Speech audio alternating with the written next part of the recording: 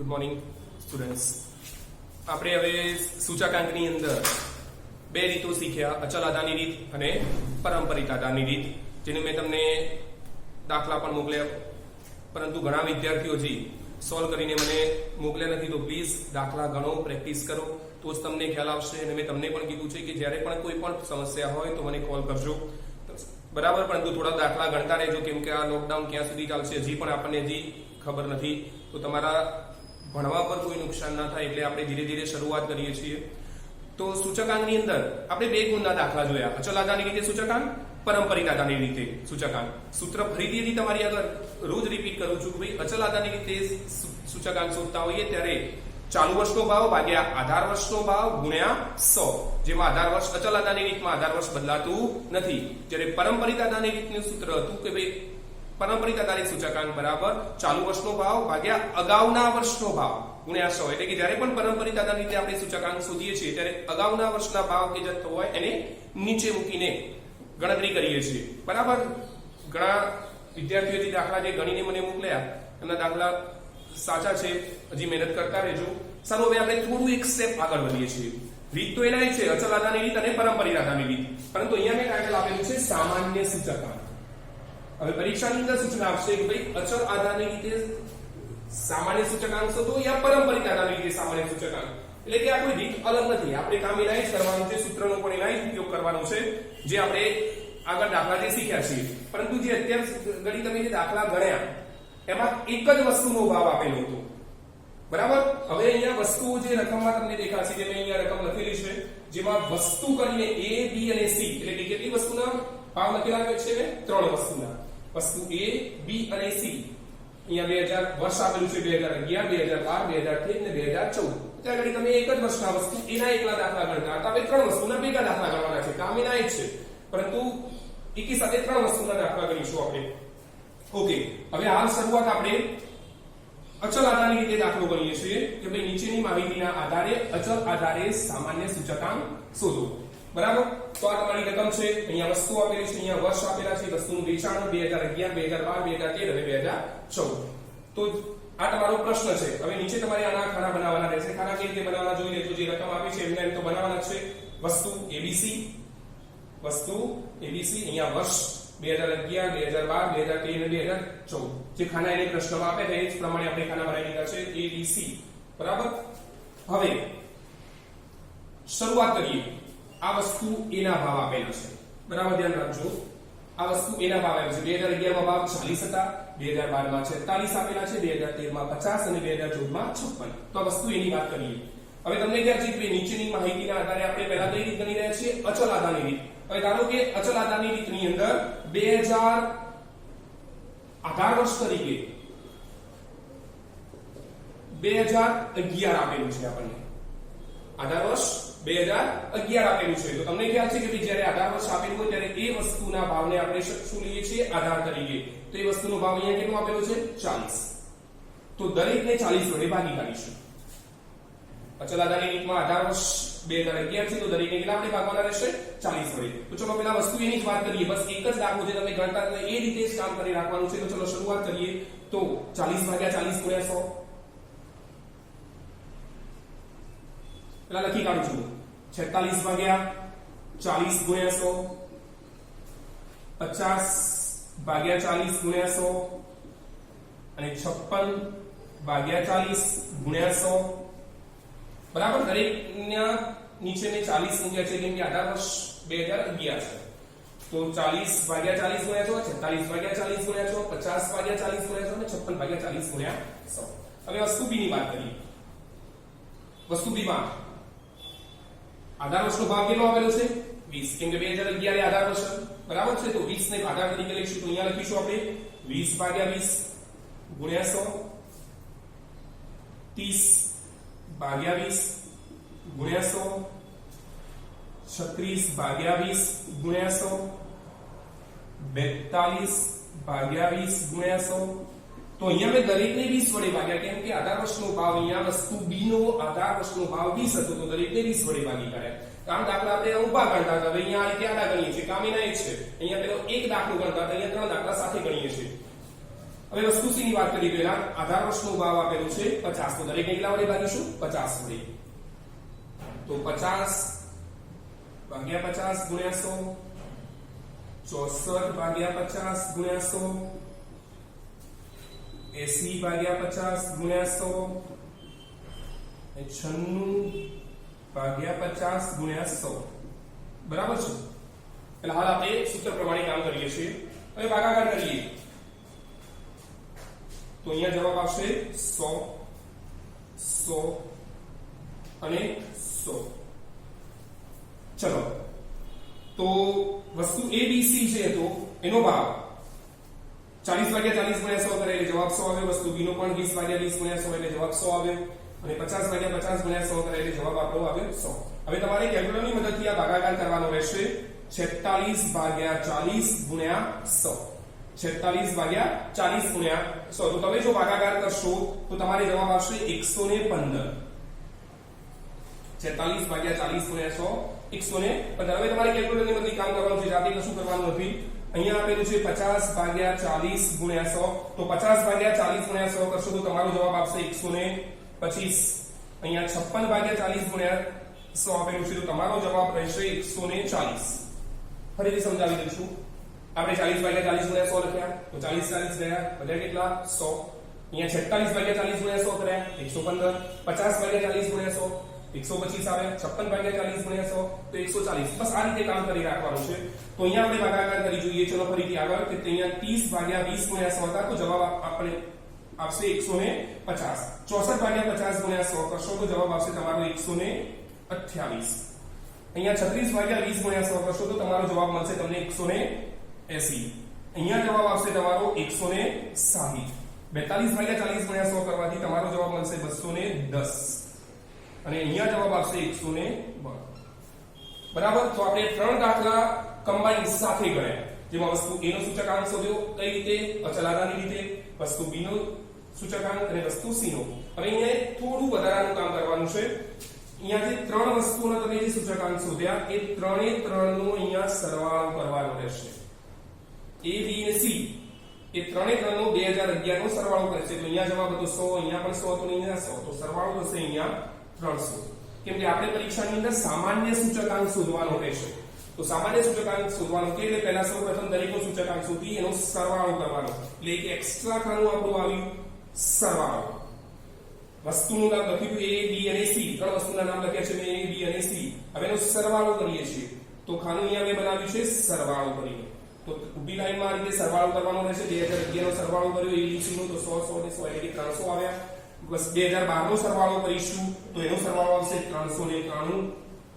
2013 નો સરવાળો તમે કરશો તો એનો સરવાળો આવશે 465, અને આનો સરવાળો આવશે 542। બરાબર, તો આપણે આ સરવાળાનું ખાનું બનાવ્યું। સરવાળો તો ત્રણ વસ્તુનો આપણે સરવાળો કર્યો। હવે શોધવાનું ખાનું બનાવીશું આપણો સામાન્ય સૂચકાંક। બરાબર, જે પરીક્ષાની અંદર કહેશે કે અચલ આધારની રીતે સામાન્ય સૂચકાંક શોધો, તો ત્રણ વસ્તુઓ એનો જે સૂચકાંક આવે એનો સરવાળો કર્યો। હવે આપણે સામાન્ય સૂચકાંક શોધવાનો છે, તો સામાન્ય સૂચકાંકમાં જે સરવાળો આવ્યો એને જેટલી વસ્તુ એટલા વડે ભાગવાનું રહેશે। અહીંયા સરવાળો 300, તો અહીંયા વસ્તુ આપણી પાસે હતી A B C એટલે કે ત્રણ વસ્તુઓ હતી, તો તમે 300 ભાગ્યા આપેલ વસ્તુઓ, તો આપેલ વસ્તુઓ 3 હતી તો 300 ભાગ્યા 3 કરવાથી તમારો સામાન્ય સૂચકાંક 2011 નો 100 આવશે। જો અહીંયા ચાર વસ્તુ આપેલી છે તો તમારે સરવાળાને 4 વડે ભાગવાનું રહેશે। જો અહીંયા 5 વસ્તુ આપેલી છે તો તમારે સરવાળાને 5 વડે ભાગવાનું રહેશે। આ ખાસ ધ્યાન રાખજો। અહીંયા ત્રણ વસ્તુ હતી તેથી મેં અહીંયા 3 વડે ભાગાકાર કર્યો છે। જો અહીંયા A B C D ચાર વસ્તુ આપેલી હોય તો હું 300 ભાગ્યા 4 કરું, બરાબર છે। તો અહીંયા જેટલી વસ્તુ આપી હોય એટલે એટલી વસ્તુ વડે સરવાળાને ભાગવાનું રહેશે। હવે અહીંયા 300 ભાગ્યા 3, 465 ભાગ્યા 3 અને 542 ભાગ્યા 3, જે તમે ભાગાકાર કરવાથી તમારો જે જવાબ આવે, દાખલા તરીકે અહીંયા મારી પાસે જવાબ છે 131, અહીંયા છે 155 અને અહીંયા 180.67। તો આ આપણો અચલ આધારની રીતે સામાન્ય સૂચકાંક। તો ફરીથી એકવાર જોઈ લઈએ છીએ ઝડપથી। સૂચના આ રીતે પરીક્ષામાં આવી છે ભાઈ નીચેની માહિતીના આધારે અચલ આધારની રીતે સામાન્ય સૂચકાંક શોધો. આધાર વર્ષ 2011. બરાબર છે. આધાર વર્ષ તમને આપેલું છે, ના આપેલું તો આપણે શીખી ચૂક્યા છીએ કે ના આપેલું પ્રથમ વર્ષના જ ભાવને આધાર તરીકે લઈએ છીએ. આ આપણી રકમ હતી. રકમની અંદર તમને વેચાણ આપી દીધું, વસ્તુ A, B અને C. ત્રણ વસ્તુઓ આપણી પાસે હતી, A, B અને C. તો ત્રણ વસ્તુના 2011 ના ભાવ હતા 40, 20 અને 50. 2012 ના ભાવ હતા 46, 30 અને 64. 2013 ના ભાવ હતા 50, 36. બરાબર છે. તો વસ્તુ ABC ના 4 વર્ષના ભાવ આપેલા હતા. તો આપણી રકમ હતી. હવે અહીંયા નીચે આપણે ગણતરી શરૂ કરી. તો જે ખાના આપે તેના એક બનાવે છે, ખાલી થોડો વધારે મેં એડ કર્યા છે, એક સરવાળાનું અને એક સામાન્ય સૂચકાંકનું. બે ખાના વધારવાના રહેશે નીચે તમારે, સરવાળો અને સામાન્ય સૂચકાંક. તો શરૂઆત કરીને આધાર વર્ષ કયું હતું 2011 માટેના ભાવને મેં આધાર તરીકે લીધા છે. વસ્તુ એના 40 રૂપિયા ભાવ છે 2011 માં, વસ્તુ B નો 20 અને વસ્તુ C નો 50.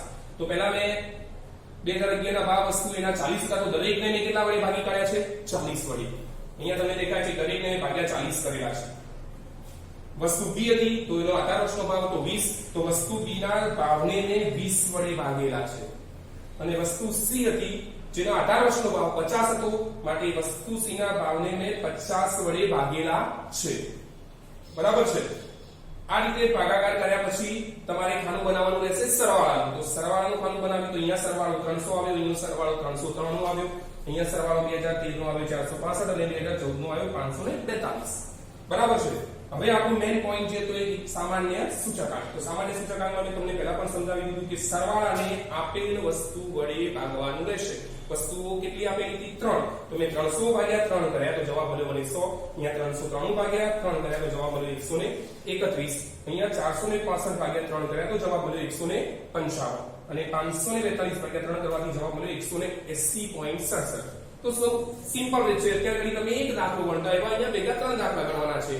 બરાબર છે. અને સરવાળો સામાન્ય સૂચકાંકનું ખાનું બનાવવાનું છે. પણ રીત આપણી એના જ છે, અચલ આધારની રીત અને પારંપરિક આધારની રીત. હવે આપણે જે આ દાખલો કર્યો એ અચલ આધારની રીતે ગણેલો હતો, પણ જો પરીક્ષામાં આના જ દાખલો તમને પારંપરિક આધારની રીતે ગણવાનો કહે તો કઈ કામ બદલાતું નથી. તમને ખબર છે પારંપરિક આધારની રીતની અંદર અગાઉના વર્ષનો જે ભાવ આપ્યો એને આધાર તરીકે લઈ દાખલો ગણી રાખવાનો છે. જે તમે ગણતા હતા એ જ કામ છે. બરાબર છે. તો આપણી રકમ એના જ આપણે પારંપરિક આધારની રીતે તમને સમજાવી દઉં. હવે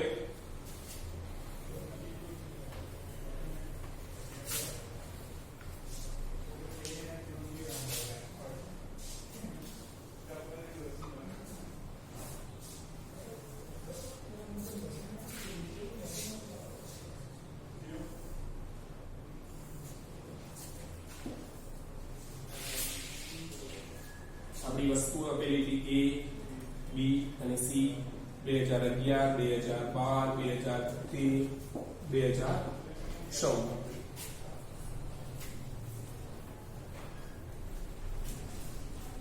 હવે પારંપરિક આધારની રીતે સમજાવું તો તમને ખ્યાલ છે. સૂત્ર ચાલુ વર્ષનો ભાવ ભાગ્યા અગાઉના વર્ષનો ભાવ, એમાં આધાર વર્ષની કોઈ જરૂર નથી. અને મેં તમને શીખવાડ્યું પણ છે જ્યારે પણ પારંપરિક આધારની રીતે દાખલો ગણવાનો થાય ત્યારે પ્રથમ વર્ષનો જવાબ હંમેશા કેટલો લખવાનો રહેશે? 100. બરાબર છે. ઓકે. ખાના એના છે આપણી પાસે સરવાળો અને સામાન્ય સૂચકાંક. હવે પહેલા વર્ષનો જવાબ મેં સીધે લખી કાઢ્યો છે 100. હવે પારંપરિક આધારની રીતની આપણે પહેલા વસ્તુ એની વાત કરીએ તો 40 હતા તો જવાબ આપણે 100 સીધો લખી દેવાનો છે. પ્રથમ વર્ષનો જવાબ પારંપરિક આધારની રીતમાં હંમેશા 100 રહેશે, તો 100 લખી કાઢ્યો મેં. હવે તમને ખ્યાલ છે કે 46 ભાગ્યા કેટલા કરવાના રહેશે? 40. તો અહીંયા લખું છું 46 ભાગ્યા 40 ગુણ્યા 100. અહીંયા 50 ભાગ્યા 46 ગુણ્યા 100. અહીંયા 56 ભાગ્યા 50 ગુણ્યા 100. પારંપરિક આધારની રીતની અંદર અગાઉના વર્ષના ભાવને નીચે આધાર તરીકે લેવાનો રહેશે. એટલે કે પ્રથમ વર્ષનો જવાબ તો 100 લખવાનો રહેશે. 46 ભાગ્યા 40, 50 ભાગ્યા 46, 56 ભાગ્યા 50 ગુણ્યા 100. એ જ રીતે વસ્તુ B નું કામ કરવાનું છે. પ્રથમ વર્ષનો જવાબ આપણો 100, 30 ભાગ્યા 20 ગુણ્યા 100, 36 ભાગ્યા 30 ગુણ્યા 100 અને 42 ભાગ્યા 36 ગુણ્યા 100. ત્રીજી વસ્તુની વાત કરીએ તો પ્રથમ વર્ષનો જવાબ 100, અહીંયા 64 ભાગ્યા 50 ગુણ્યા 100 80 ભાગ્યા 64 ગુણ્યા 100 અને 96 ભાગ્યા 80 ગુણ્યા 100. બરાબર છે. તો પારંપરિકની અંદર અગાઉના પ્રશ્ને આપણે આધાર તરીકે મૂકતા રહીએ છીએ. હવે તમારી કેલ્ક્યુલેટરની મદદથી તમારે અહીંનો જે રીતે આગલા દાખલામાં કામ કર્યું એ જ પ્રમાણે તમારે અહીંયા ભાગાકાર કરવાનો રહેશે અને જે જવાબ આવે એનો સરવાળો કરવાનો છે. દાખલા તરીકે આનો ભાગાકાર આપણે ઓલરેડી તૈયાર છે તો 300, આનો સરવાળો રહેશે આપણી પાસે 300. હવે જે 2011 નો સરવાળો આપણે 300 કર્યો, 2012 નો એ જ રીતે તમારી પાસે સરવાળો આવશે 393, 353.7 ને 348.67. બરાબર છે. મારી પાસે જવાબ છે, મેં તમને અહીંયા લખ્યું છે, તમે કેલ્ક્યુલેટરની મદદથી કરી દો તો જવાબ તમને મળી રહેશે.